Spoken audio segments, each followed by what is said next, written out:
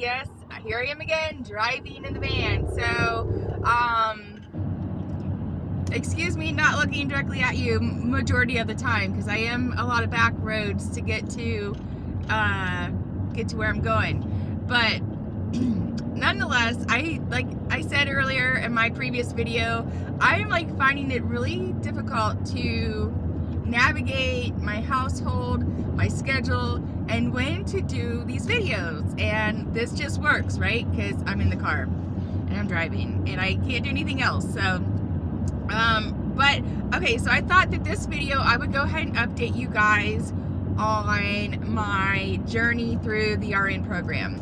I left off with having fulfilled my first surrogacy journey, and in the middle of that journey, the summer of 2020, I started at my RN program locally to me through our bigger hospital system that's local to me. So, yeah, I don't even know what to say about that. It went by fast, but it was a long stretch. Oh, I'm sorry, there must be like a glare from the sun. But it was tough. I'll tell you that. It was tough. There was, there's no excuses for absences, missing clinicals. I'm trying to remember all the things now. It's like once you're done, right? You don't want to remember it again. But it was tough in regards of navigating my children's schedule and my schedule, and also the first half of that surrogacy journey as well, because I had doctor's appointments I had to go to, and lots of things I had to navigate.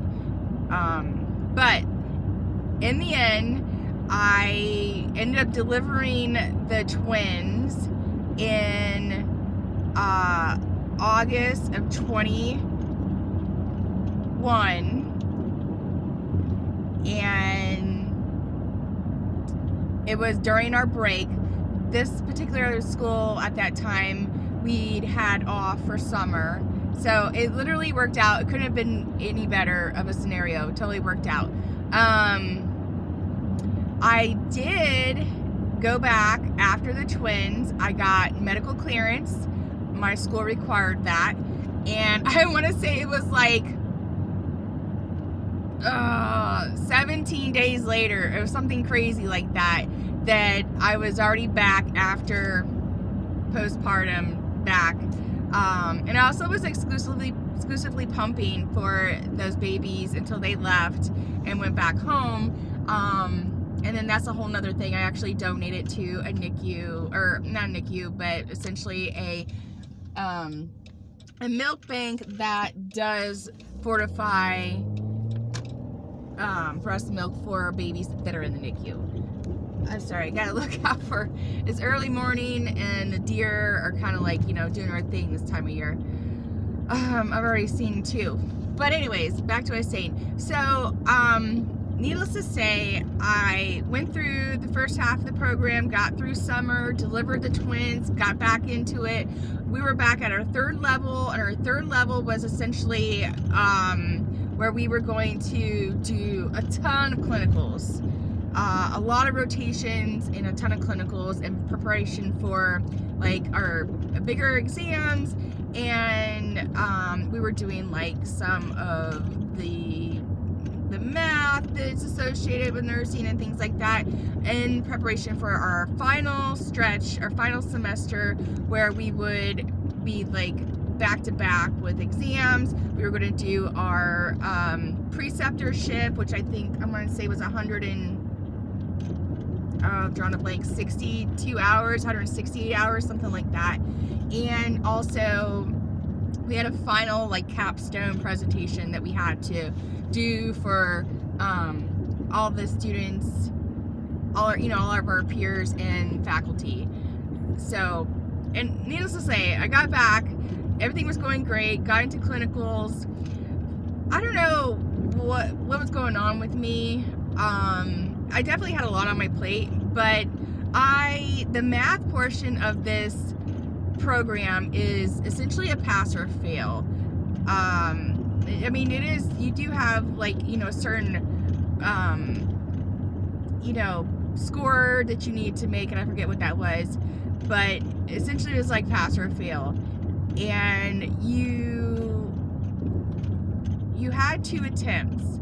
Well, for whatever reason, my first attempt did not go as, I don't know, I was in my head or something, had a lot of anxiety. I just was struggling maybe with the concepts or something, and it was an epic, I failed by a landslide, and I had to like re-go through and, go through it. This lady's just sitting here. There was a school bus. But, sorry. I should be distracted by the road, right? But anyways, I don't know what I did. I just had too much in my mind or something. I completely, basically, flipped things around and how they were supposed to be, and I just screwed that one up. Then we got an opportunity to redo this exam. I think it was a week later, and at that point you could pass and move on with the rest of your year, right? So if you didn't pass, then you kind of had to sit it out. And this particular school, as many of them do, have a I want to say rule, but that's not the word I'm looking for. They have it in their curriculum that you can only, you can fail once, come back and retry a second time, and after that, you're out of the program kind of thing. So there was a lot of heat on me for wanting to make sure that I passed this, and didn't have that happen. Program had absolutely no type of really recourse to learn or study the material with instructors and kind of remediate, is that the word I'm looking for? Try to there was nothing. It was more like, okay, you failed, now you gotta figure it out, and we'll see you in 1 week, and you got another opportunity. There was no recourse to say, hey, we understand this was a problem, let's figure out where the problem was, let's help you along, let's make sure you're getting it, you're understanding these concepts, blah blah blah, and then we'll sit you down and we'll do a retake, and you should be good to go. No, none of that. I don't know what to say about the program. I feel like, thankfully I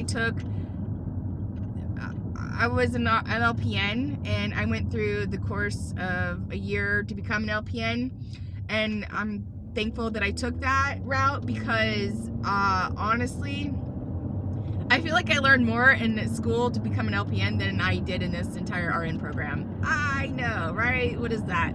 But it totally prepared me. But again, that math portion, they really did not set you up for success, and that sucked. Anyways, I ended up failing the second test by I think it was a point or two. It was right there. I was right freaking there. Okay, I failed. What are you gonna do? Cry?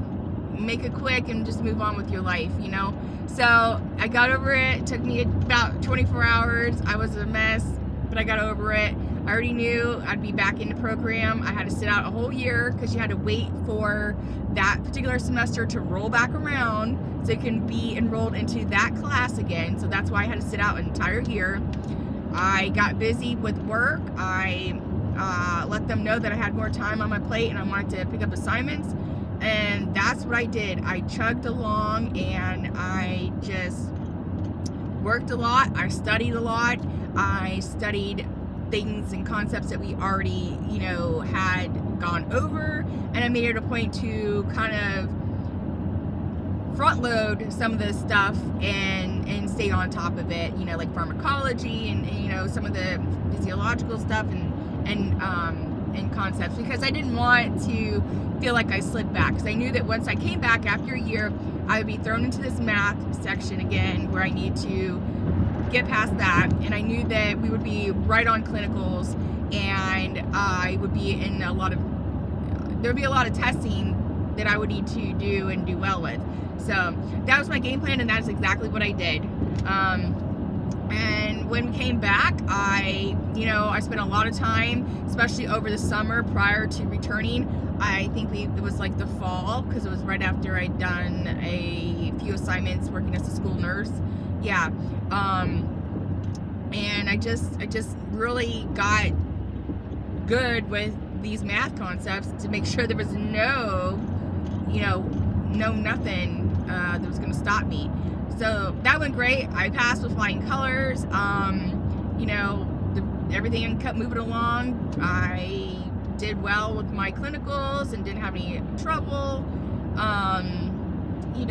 Let's see. Oh, preceptorship came around, and we were not able to choose where we would go do our preceptorship.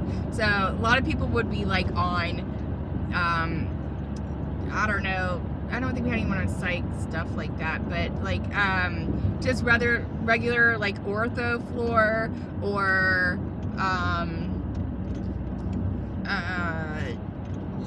just the main floors of the hospital. I don't think we had anything really unique. I don't think anybody was in. Maybe we did have a couple people like in the step down units or like ICU possibly, but definitely that was more hands-on with the preceptor than kind of being sort of let go, if you will, if you were just on like a med surg floor with like a case that wasn't intensely serious or something. I don't know. I can't remember, but I remember that there was a few slots open for the OR, and I love the OR. I've had the best time in the OR in clinical rounds. I've seen, cabbages, open heart surgery. I've seen, I've just seen so many different things. That was just amazing. So I basically got in over the summer after we came back in the fall. It was the beginning of the year, or right before the year turned. I got in with the supervisor of the OR and signed up for I basically got hired on as a like a tech in the OR in preparation to try and get in the OR as doing my preceptor, because there was just like a couple, like maybe like 2 slots, I think, or 3, and it was one of those like you really had to put yourself out there. You really had to put yourself out there, and that's what I did. I stuck my foot in the door, said, hey, listen, I'm Amanda and I'm all about this. Nice to meet you. Can I come into your OR and precept with one of your nurses? Anyways, I got it. It was awesome, and I had a really good time. It was pretty intense. They have crazy schedules. There's a lot going on. You definitely have no downtime when you're an OR nurse. And that was a route that I really thought I wanted to go on this journey to further my education. But that all changed. And I'll tell you more about that. So after our preceptorship, we basically had a capstone. We had to do a presentation, something in front of our peers and faculty. I don't remember. I think it was like hypothermia in the OR or something. It had something to do with the OR. But it's done and over with, right? And then graduation came, and I had passed. Everything was good, and we walked. We switched. Our dean of the school moved on. There was some kind of things on that during that year that I was gone. There was some things, I don't know, politics. There's some things, and a lot of stuff shifted, and we had a new dean of the school. That wasn't what she was. What is she called? The director of the nursing program. She hit the high road. I absolutely loved her. She was my instructor and clinical instructor at the school that I graduated from as an LPN, so it was really special. And having her direct us into this RN, route was also, it just meant a lot, because she she played a significant role in the success of a lot of us, and a lot of us returned. Were a handful of us were actually from our original graduating class, so it was even made it even cooler. But yeah, you know, after she left and we had someone new coming in, graduation was just graduation. It was like, we were done. It's finally time to walk. Let's get this over with. You know, I'll have to like insert a picture or something, find my cap I made. But yeah, it was like finally. So last year in May of 2023, we walked, we graduated. It was a done deal, and the next hurdle, if you want to call it that, obviously would have been the NCLEX, our NCLEX exam.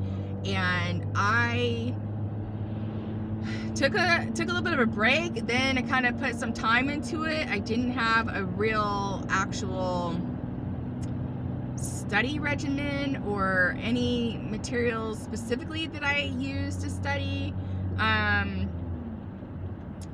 I just kind of went through the concepts in some of my books. I had, I think it was a Saunders, RN NCLEX review book, possibly. I'll have to double check that. I don't think it was anyone else. I'm pretty sure it was Saunders.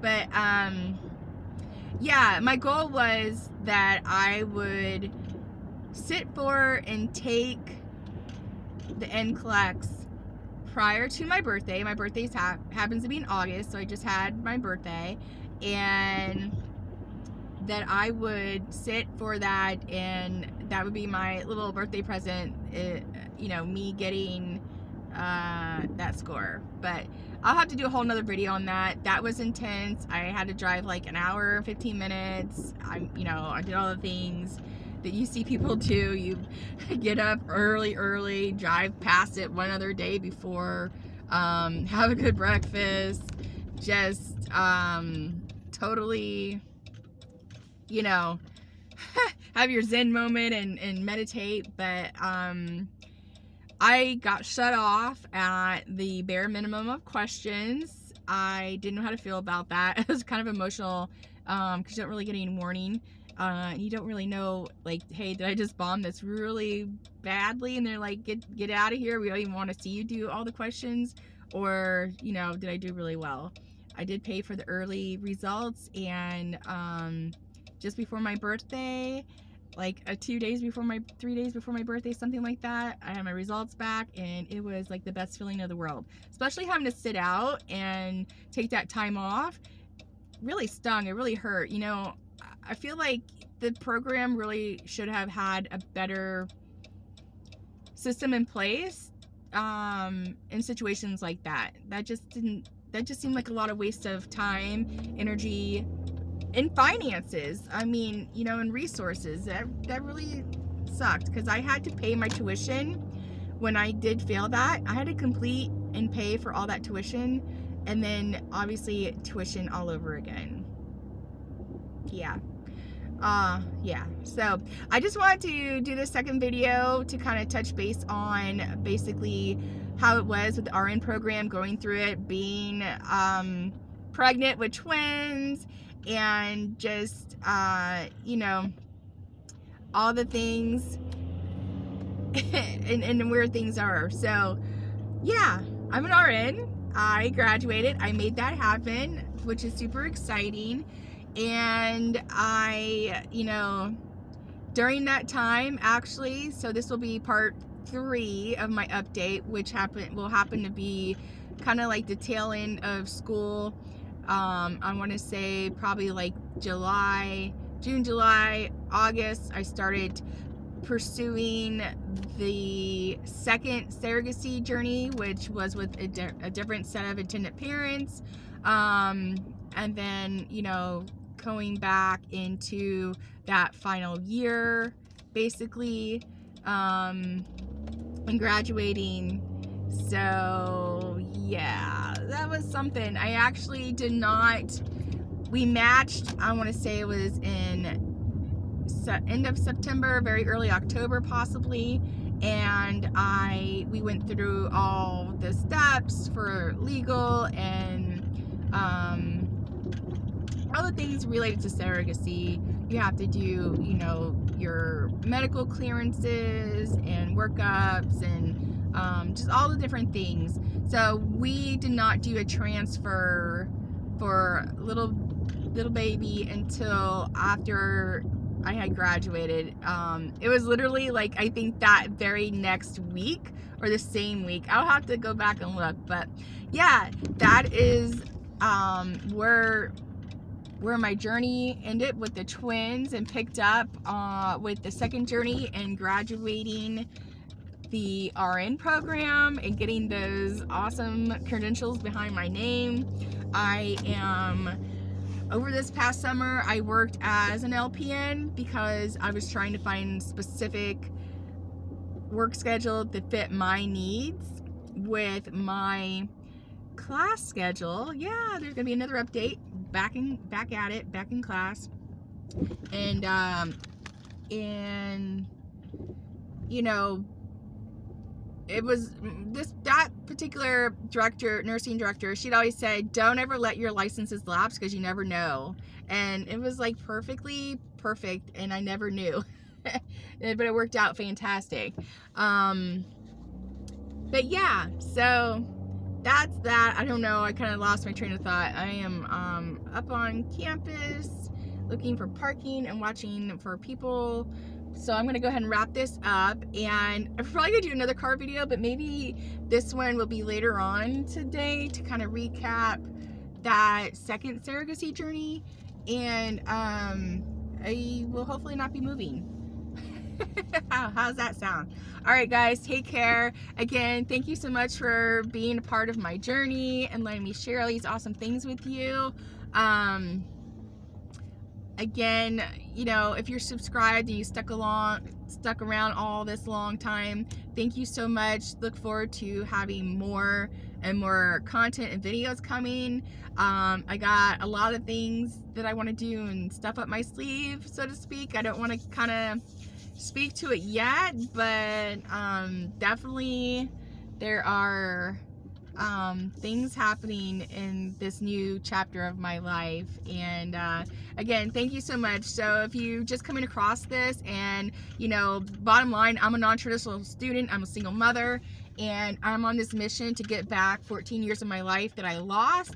And if you want to follow along or you find that interesting, I'm Everything Manda. We're going to talk about everything from my weight loss journey to my changing in my you know, dietary, I don't know, whatever you want to call it, to everything else that I'm doing in life.